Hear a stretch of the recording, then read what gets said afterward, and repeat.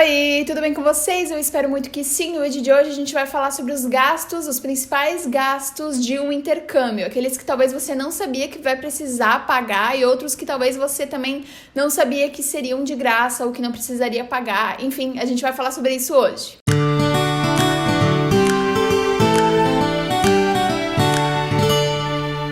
Dentro de uma série de vídeos aqui no canal, posts lá no meu Instagram, minha ideia é te ajudar agora a planejar, fazer roteiro, pesquisar ao máximo sobre o tipo de intercâmbio que você quer fazer, quanto que você quer investir nisso e, enfim, você ficar peco realmente no assunto para que depois que isso tudo passar, você consiga fechar o seu intercâmbio e já saber o que você quer. Essa é a hora que você tem para pesquisar, para se preparar realmente, é por isso que eu tô trazendo tantos vídeos sobre esse assunto aqui no canal. Eu espero que você esteja gostando.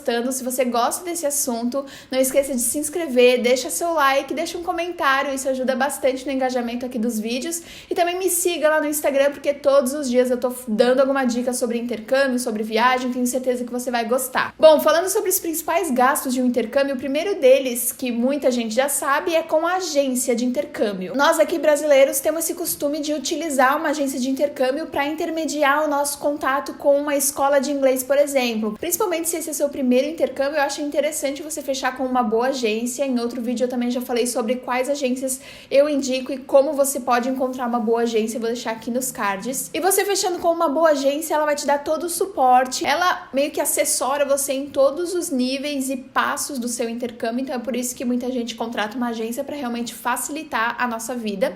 Mas também, talvez você não saiba, tem alguns intercâmbios como, por exemplo, o Au Pair, o Work and Travel, que você só pode fazer através de uma agência, que eles não são permitidos fazer diretamente com a agência de au pair americana ou diretamente com os empregadores, se no caso é o Work and Travel. Então é importante você também ficar ligado que a agência vai ser, sim, necessária em algumas situações. E uma outra coisa que talvez você não saiba e pode achar e ter uma noção errada é de que a agência sempre vai deixar as coisas mais caras. Eu vou fazer por conta porque sempre vai ficar mais barato. Pode ser que em algumas situações sim, você pague um pouco menos, não tão menos, mas um pouco menos, fazendo tudo sozinha, fechando tudo sozinha, mas tem muitas agências também que conseguem um preço melhor com as escolas, porque imagina você, uma agência grande que atende o Brasil inteiro, falar lá para uma escola X nos Estados Unidos que você vai colocar essa escola no seu catálogo para oferecer aos estudantes do Brasil. Então essa escola vai receber muito mais estudantes do que já estava acostumada a receber, porque essa grande agência vai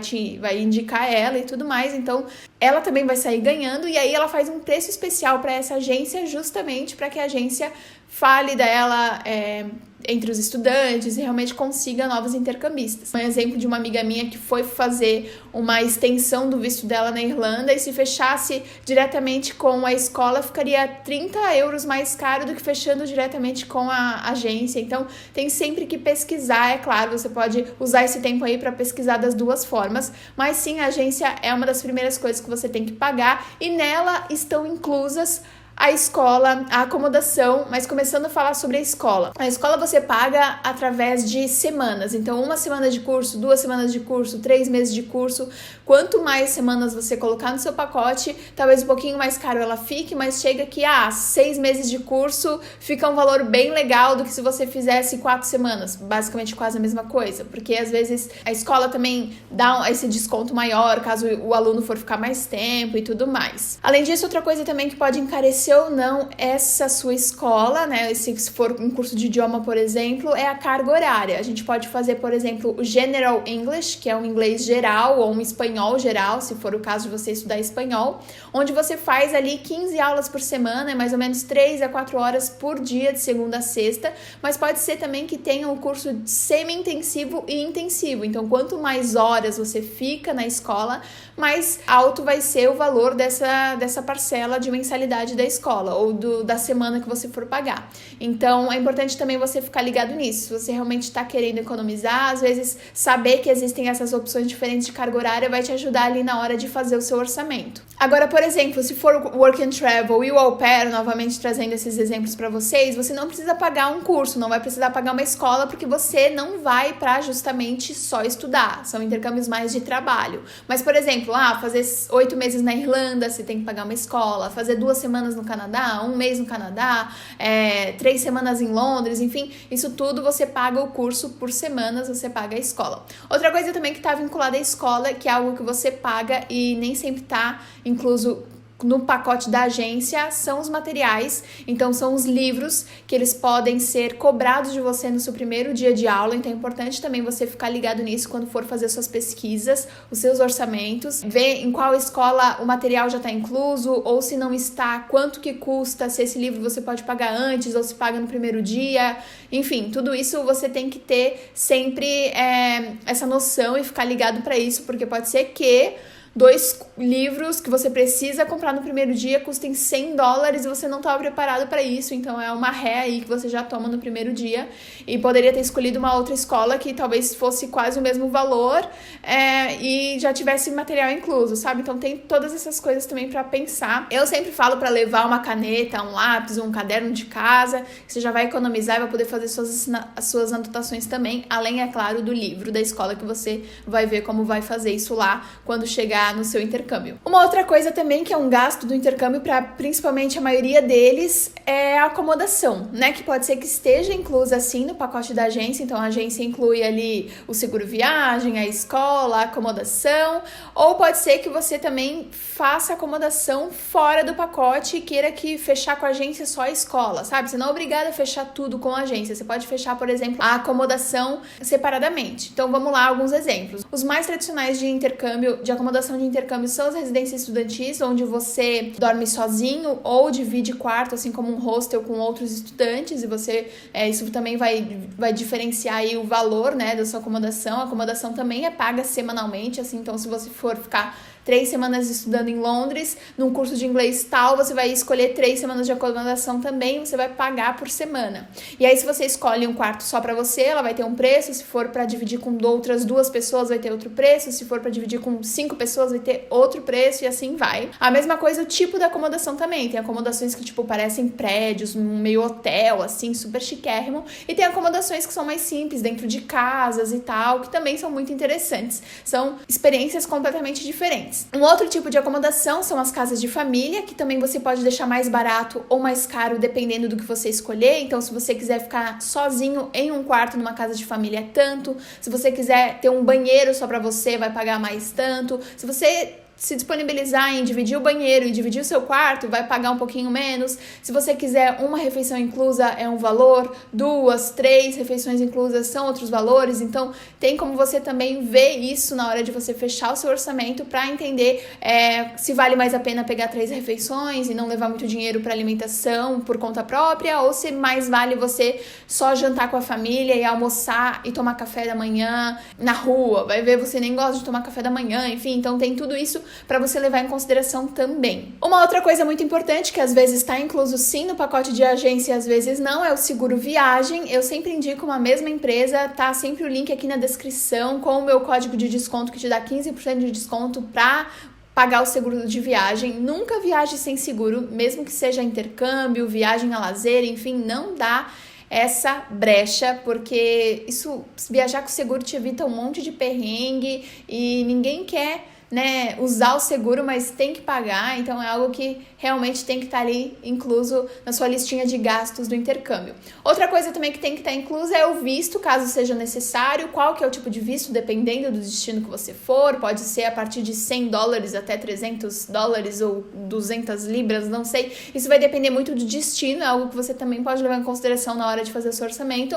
E também o passaporte, né, que tá aí custando R$257 mais ou menos para fazer o passaporte, a emissão do passaporte brasileiro. Eu tenho um vídeo só falando passo a passo, explicando bonitinho como você pode fazer o seu passaporte. Clica aqui no card caso você ainda não tenha assistido, e caso você ainda não tenha o seu passaporte, você já pode ir fazendo ele agora, porque ele tem a validade de 10 anos. Outra coisa também que tá super atrelada ao passaporte, ao visto e tal, são as passagens aéreas, e as passagens aéreas costumam ser pagas separadamente, a menos, é claro, que a agência esteja te oferecendo um pacote de intercâmbio, onde vai estar tudo incluso, você paga uma única coisa e não se preocupa com mais nada.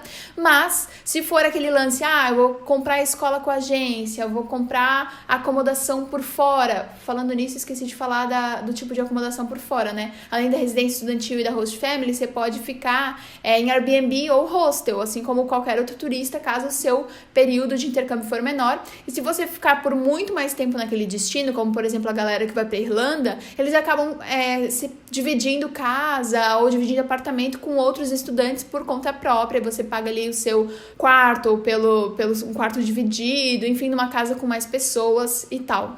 Mas, falando sobre isso, né, se você for comprar separadamente as suas passagens aéreas, isso é uma coisa que você também tem que colocar ali na ponta do lápis, é um gasto do intercâmbio. As passagens podem ficar entre R$2.500 e R$3.500, dependendo para onde você for. Lugares mais distantes, como, sei lá, Austrália, Nova Zelândia, pode ser que sejam um pouco mais caros.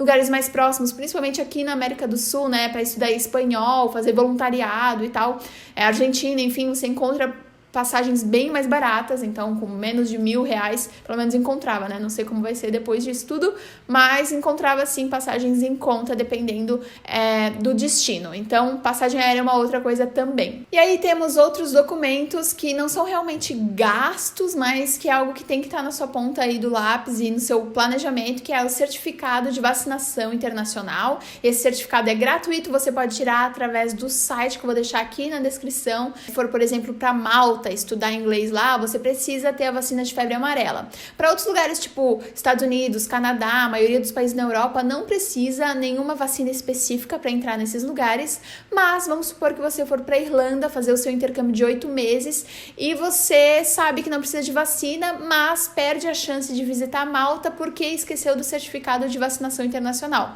Então eu sempre falo e sempre deixo o certificado anexado comigo, até porque ele não tem validade. Você toma a vacina de febre amarela uma vez e ela meio que dura pro resto da vida, assim. Então, eu já fiz tudo super rapidinho, você imprime online e tal, e deixa sempre com você anexado o seu passaporte, porque você vai estar sempre preparado caso surjam oportunidades de você visitar lugares que precisariam que você tivesse tomado a vacina de febre amarela, por exemplo. Uma outra coisa também que é legal, caso você for dirigir no exterior, é você ter a sua carteira de habilitação internacional, né, que é a permissão internacional para dirigir, a PID. E ela tem um valor para ser emitida, você emite diretamente na Polícia Federal, ou você também pode começar o seu processo de forma online, dependendo de onde você mora no Brasil. Então, é diferente para cada um dos estados e tem um valor para cada um dos estados, por isso que eu não vou falar aqui qual é o valor dela, porque pode ser que quem é de São Paulo pague tanto, quem é de Santa Catarina pague tanto, sabe? Mas pesquisa aí, você vai encontrar, ou ela vale por 3 anos, ou ela vale o mesmo que vale a sua CNH. O que vir primeiro, o que vencer primeiro,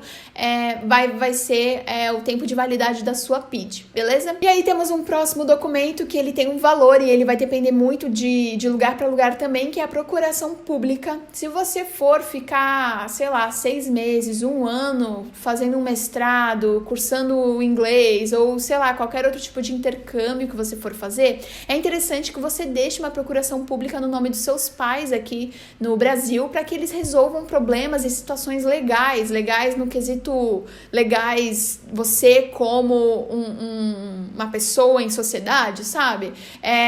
De repente alguma multa, alguma questão de banco, enfim, coisas burocráticas que você pode deixar que eles resolvam para você no seu nome, já que você não estará por aqui. Então, quando eu fui fazer o au pair, por exemplo, eu deixei uma procuração no nome da minha mãe e eu pagava um consórcio do meu carro para tirar meu primeiro carro ali, quando eu tinha meus 20 anos, comecei esse consórcio quando eu tinha 18 anos, e enquanto eu estava lá no au pair, eu fui sorteada e minha mãe só pôde te retirar o carro por mim porque ela tinha essa procuração pública, senão eu não sei como eu teria resolvido isso. Então, é interessante que você pense na procuração pública também para deixar aqui com alguém de confiança no Brasil. E é claro, depois de você ter pagado aí todas essas coisas, colocado isso tudo na ponta do lápis, ter visto cada um desses pontinhos que eu comentei, você vai precisar levar uma grana para usar durante o seu intercâmbio, que pode ser uma grana para sua alimentação, isso vai depender de quantas refeições você escolheu, por exemplo, ficar e ter na casa da host family ou não. Você vai levar uma grana para comprar roupa de frio, que eu acho sempre muito importante comprar essas peças lá no destino, principalmente se é um destino de frio,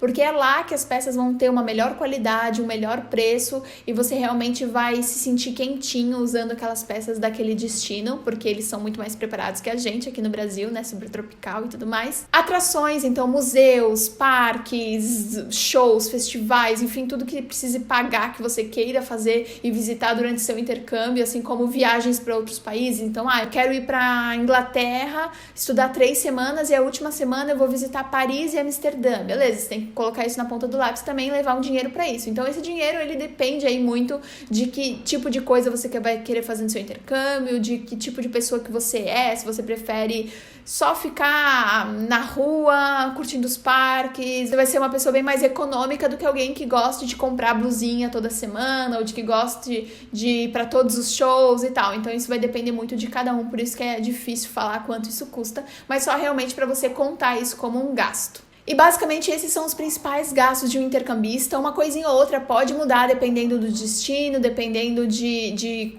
outras coisas e outros fatores, como por exemplo, se você for para a Irlanda ficar 9 meses estudando e trabalhando, você tem que comprovar 3.000 euros. Isso é uma grana que você não pode mexer até você chegar lá, então você não pode contar com esse dinheiro logo quando você chega, enfim, 1000 coisas que aí estão à parte disso que eu falei, mas basicamente isso tudo que eu comentei aqui nesse vídeo são os principais gastos, as principais coisas que você tem que pagar e pensar para fazer o seu intercâmbio. Me conta aqui nos comentários se você já sabia a maioria dessas coisas, se algo que eu falei foi uma surpresa para você. Compartilha esse vídeo com alguém que você sabe que vai gostar. Um beijo e até a próxima. Tchau!